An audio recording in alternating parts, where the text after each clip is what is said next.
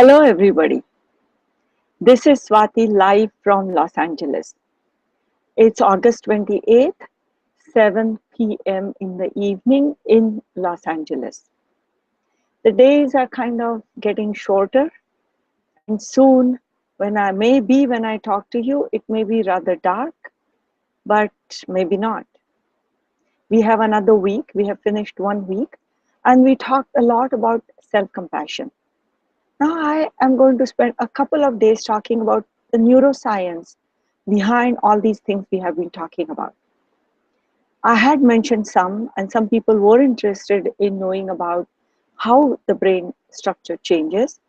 As I had mentioned, few years ago, Sarah Lazar, the Harvard neuroscientist who does her research in Massachusetts General Hospital, she had come to UCLA for a big conference, and I remember her dancing on the stage with Dan Siegel, and then she talked about how she did this research on mindfulness meditation and how she said, without any qualification, no doubt, she said, and the brain structure changes. And to me, that was an aha moment because I'd wondered about it before, but before that time, the neuroscientific studies were not as out in the open. But in last, I would say, especially 7, 8 years, or maybe a decade or so, there has been an explosion of neuroscientific studies in mindfulness meditation area. And I would say there are three reasons for it. Reason number one is, as I said, Dalai Lama and a couple of other people, they started Mind and Life Institute. And they have been having regular conferences of people from contemplative tradition as well as Western scientists. Because the Dalai Lama, His Holiness the Dalai Lama, he would like to test the claims from Buddhist beliefs. He would like to test the claims. Actually, he says contemplative traditions, not just Buddhist beliefs. He would like to test it by using scientific methods and good scientific methods. And because of that, a lot of scientists got interested in contemplative traditions. The second thing that has happened is in last decade or so, we have evolved. The field of neuroscience has evolved quite a bit. So it has been possible in terms of financial means as well as precision to actually check at lot more details or much more minutely how our brain changes, what areas change, what thickness increases. It has been so much more possible. It's not as expensive as it used to be, as well as the precision is a lot more. Then the third reason is neuroplasticity. Now, that is a very interesting and exciting discovery in neuroscience that has been by now well established. Scientists used to believe that by the time we become 24, 25, our brain is pretty much fully developed. And then after that, there are hardly any changes. That's it. Whatever we get at the age of 24, 25, that's what's going to remain. But recently, the field of neuroplasticity has discovered, or what neuroplasticity means, is that our brain has much more plasticity than what we had imagined, that it can change even beyond 24, 25. It may change at a slower pace, and you may need to put in more efforts. However, it does change. Brain structure can change. And that has created so many possibilities, not just when there are accidents and strokes and you need to rehabilitate, but even otherwise. Certain habits, can they be changed? Certain personality structures or certain destructive patterns that we have all developed, sort of the autobiography in 5 chapters, the whole that we fall into, our mental patterns, can we change them? And neuroplasticity has opened a door for that possibility. And because of that, meditation also is one of those areas that have been studied a lot to see how we can use meditation to change mental habits. So now these are the three reasons why there have been so many neuroscientific studies. But what have they shown? Now, if you just search, you will find there's so many technical articles that it's not worth it for us to go through each and every detail. So I found this one article which I thought was really useful for people who just want to know what is it that's happening in my brain without getting into technical details. If you do want to get into technical details, this article also has links to those areas. So let me share the link to this one article for you with you. First, let me get rid of this bottom thing. Okay, that's great. Now, I'm going to share this link.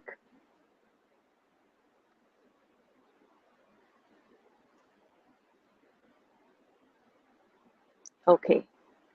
This article says 7 ways meditation can actually change the brain. And as you can see, it was published in Forbes, the business section, and in February 2015, so not very long time ago at all. And that's why I like this article when I came across it, because it's recent, so it has all the recent studies, major ones, and 7 ways meditation can actually change the brain. And I want to just go over these 7 ways. It pretty much captures what we have been talking about. The first thing, which we haven't really talked about, but it is a result that is probably relevant to all of us. Meditation helps preserve the aging brain. Now, this study was done in UCLA, right in my backyard, or I'm in UCLA's backyard. I'm a UCLA alum myself. So there is a research center in UCLA called MARC, Mindful Awareness Research Center.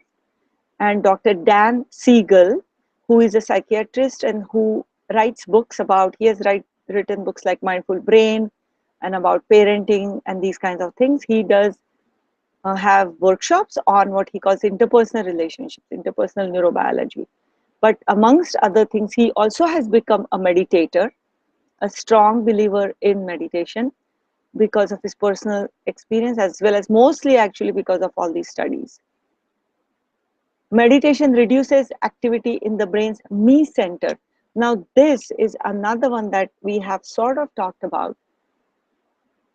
We have a default mode network called DMN, which is the network, the neurological network, which is when our mind wanders, and self-referential thoughts.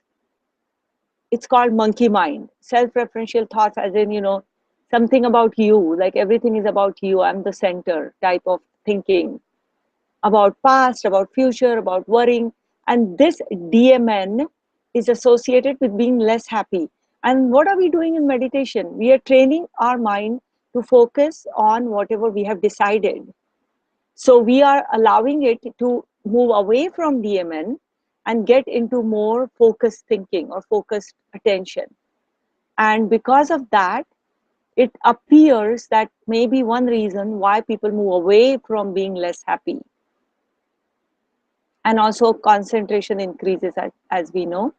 And the study was done at Yale and Johns Hopkins and universities like that. Even when the university where it is conducted, if you don't find, oh my God, I don't know this university so well, but the research, these are all the research studies I have been, that the ones that you would hear about are done by good scientists. Meditation may lead to volume changes in key areas of the brain.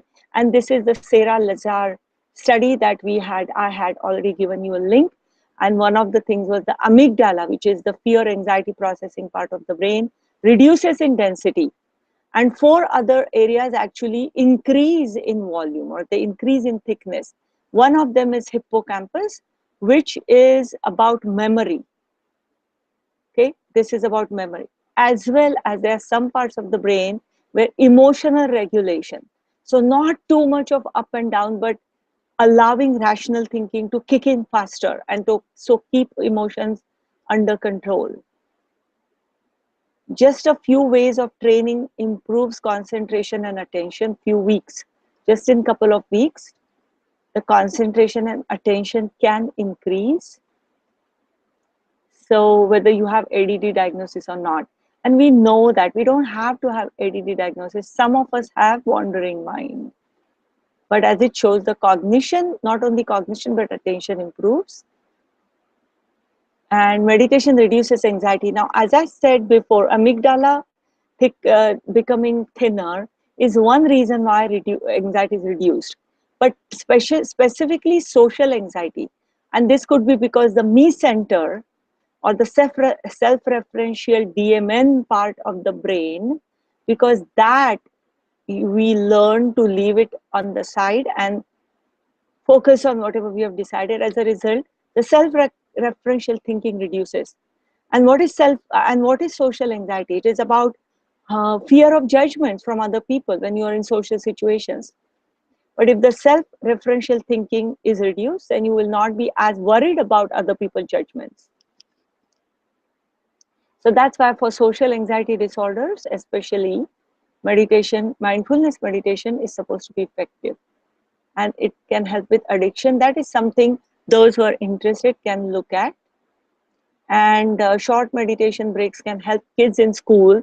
So that's another area that is heavily being explored, especially in LA and San Francisco. I know that there are programs and schools that that have mindfulness meditation as part of they teach it to a certain degree, and they also give meditation breaks to their students. Now, even, I mean, I have also taught students in schools, not young kids, but high school age students. And believe me, it's not easy. Not everybody takes to it, but to introduce them to this idea itself, I think is useful. Younger kids, on the other hand, when it is taught in school, they are more likely to take it up and use those breaks as a way to relax. And what they show is the kids who have behavioral problems also calm down by using these meditation breaks. So all these research that I just talked about is about mindfulness meditation, and that is one. And I think there is a reason why scientists are attracted to mindfulness meditation apart from the Mind and Life Institute. I am a psychotherapist. I work with people and I use meditation as part of my therapy practice. So meditation, mindfulness meditation is a psychological tool. It's for how to deal with difficult feelings and how to move more towards sense of well-being. So it is a psychological tool. It's not just you meditate and you go somewhere else, you are in a la la land, you get lost. That's your refuge, you relax. Oh, that's great. Yeah, any type of meditation will allow you to do that. By the way, I'm not discounting the power of any type of meditation. If it sounds like that, I'm sorry, but I'm just talking about mindfulness meditation as being particularly based on reality here and now, and dealing with things like acceptance, self-compassion, concentration, avoiding temptations. This will pass to your internalizing these things. So that's why mindfulness meditation is so heavily researched. Now, I hope I have fired you up with mindfulness meditation even more than before. And we are now going to do a mindfulness meditation. I see a question here. Let me see who it is. Okay, somebody just shared the link to this Forbes article. And Fam says, oh, okay, so he says that this complements this week Understanding Dementia course. Oh, I see. Yeah, so if you are thinking of dementia, it probably did get into neurology to a certain degree. And as is the case with mindfulness meditation these days. And it makes sense to think about how our brain changes just to find out how exactly it's helping us. Uh, okay, so now let's get ready for the meditation. Close your eyes and take a few deep breaths.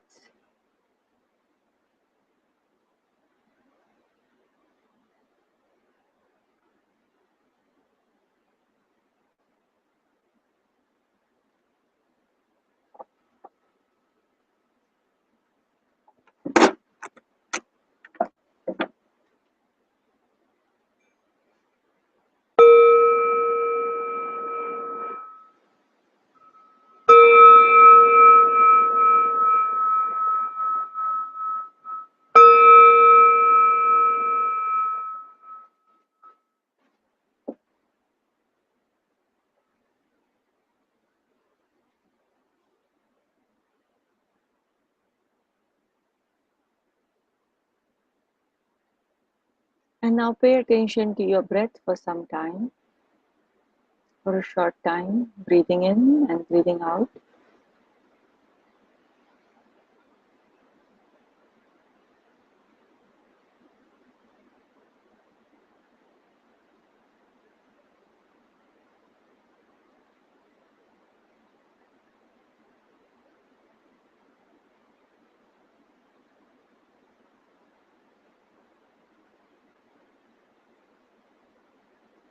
And now I'm going to ask you to choose a meditation you would like to do from any one of the meditations we have learned. It could be a breath awareness, it could be a body awareness meditation, it could be a loving kindness compassion, it could be a gratitude meditation, it could be a self-compassion meditation, or it could be a meditation to reduce anxiety where you experience the light in your body.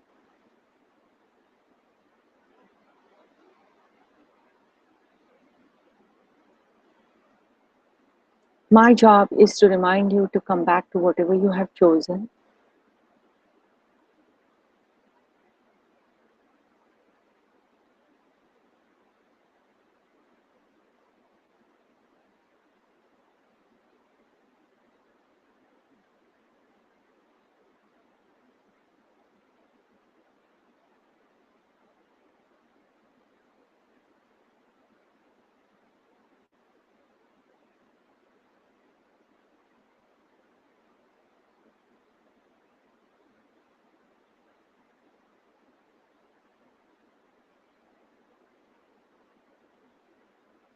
If your mind is wandering around, bring it back to your object. Aha, this is the mindful moment. Let me come back. Curiosity, child's mind, focus, developing focus. Come back.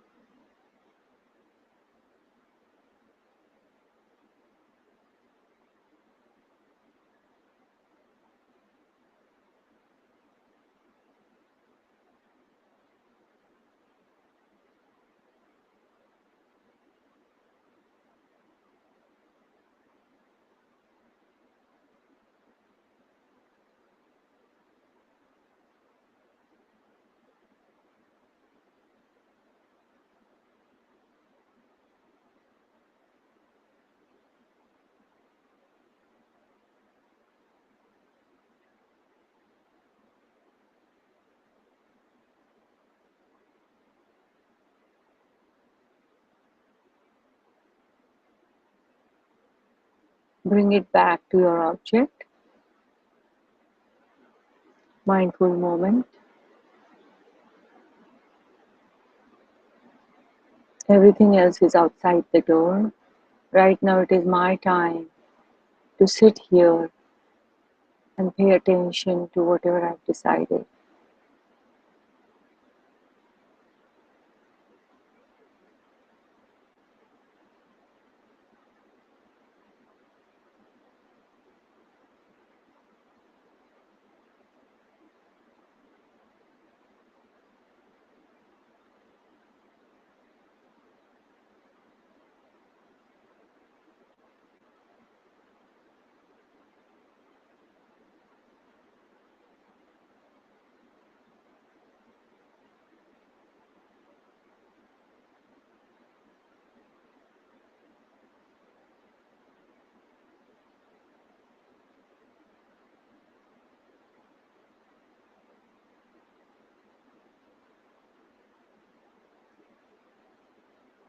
Mindful moment.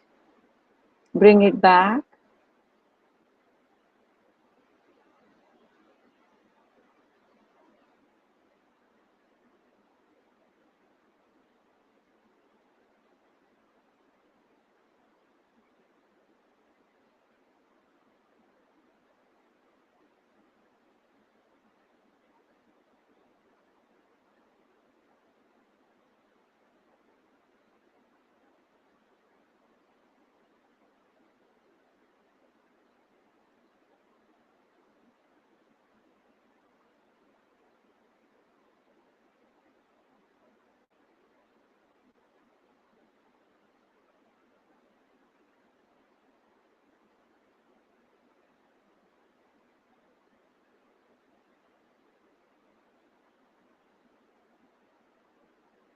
Bring the attention back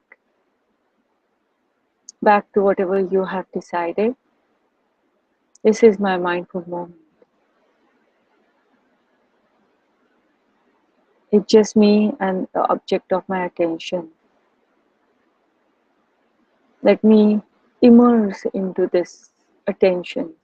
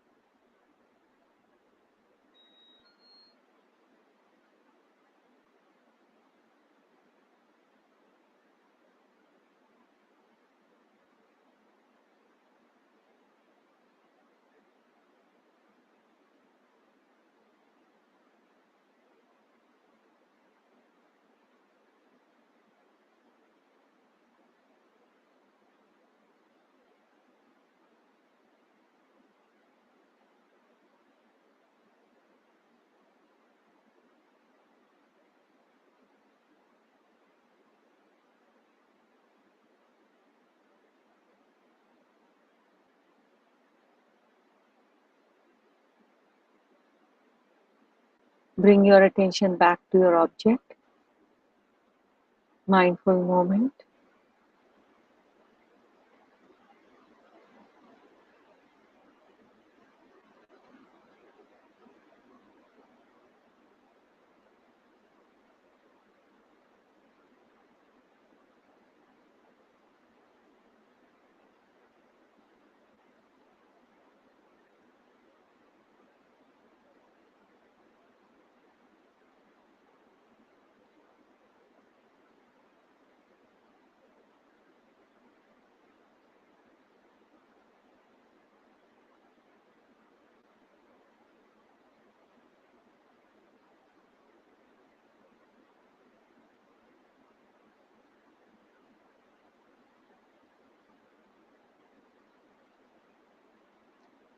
Bring your attention back to the breath again.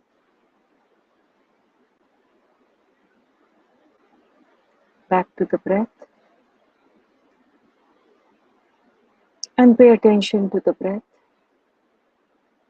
Here and now, how's my body receiving the breath?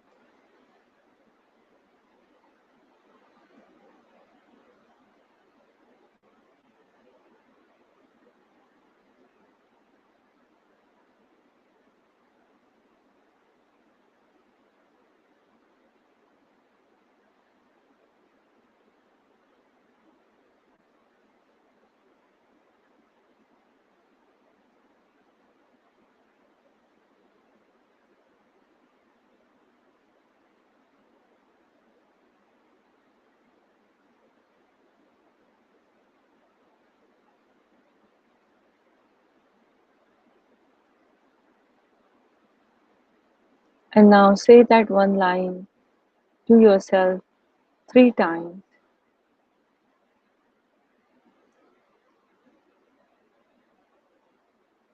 Breathe in, I smile. Breathe out, I'm okay. Breathe in, I smile. Breathe out, I'm okay.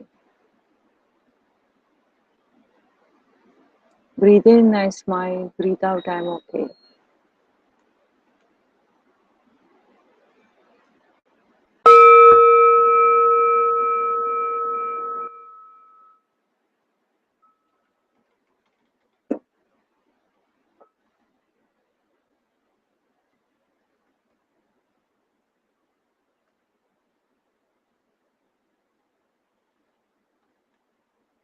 So now with that, you know how your brain is changing as you're meditating. There is no one specific study that shows the exact time you need to meditate in order to get this brain structural changes. But one thing that has been shown is you don't have to be an extremely long-term meditator to actually show the some of the benefits.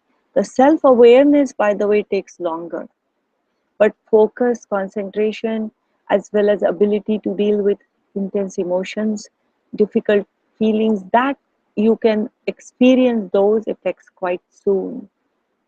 For example, 6 to 8 weeks, these studies have been done. And with focus and concentration, by the way, only 2 weeks.